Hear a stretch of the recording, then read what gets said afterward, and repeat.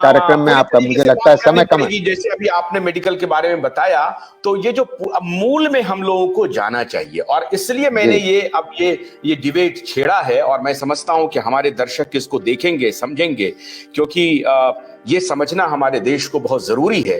क्योंकि जो so called mainstream media है वो गंभीर विषय पर गंभीर तरीके से चर्चा नहीं करना चाह रही है, मूल में नहीं जाना चाह रही है। अभी तो हम प्रोफेसर साहब से ये भी सवाल पूछेंगे कि ये जो चमकते ये हॉस्पिटल्स हैं, is it the sign of prosperity?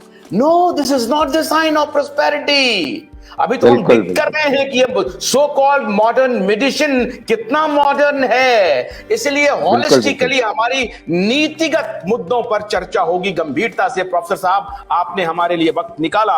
हम ये चाहेंगे कि अनएम्प्लॉयमेंट के मुद्दे पर, बेरोजगारी के मुद्दे पर ये हॉलिस्टिक चर्चा होनी चाहिए, और बेरोजगारी खत्म करने के जितने उपाय हो सकते हैं। मैं मानता हूं प्रोफेसर साहब कि पॉलिटिशियन भी थोड़ा सा अगंभीर हैं, और वो भी जल्दी में कुछ पाना चाहते हैं, एमएलए एमपी बन जाना चाहते हैं, मंत्री बन जाना चाहते हैं। संस्थागत परेशानी ऐसी हो गई है, ब्यूरोक्रेट्स की भी वही परेशानी है, बीबी बच्चों के साथ उनको घूमना फिरना इधर उधर करना भी रहता है।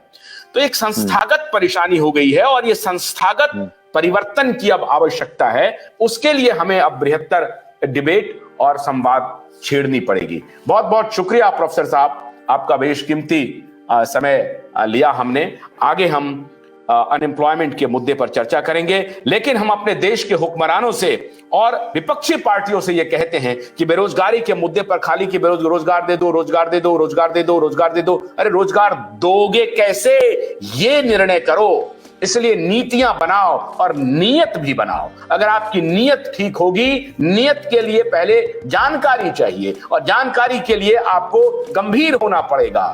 कास्ट, क्रीड, रिलीजन, इसके मुद्दे पर इलेक्टोरल विन और लॉस में अगर इस दुष्चक्र में पड़े रहोगे तो इससे बेरोजगारी की समस्या का समाधान नहीं होगा।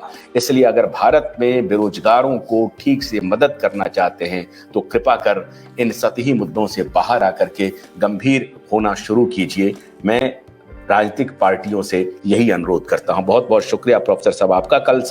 कल 9 बजे रात को फिर आपसे मुलाकात होगी। तब तक के लिए आशुतोष को अनुमति दीजिए। नमस्कार।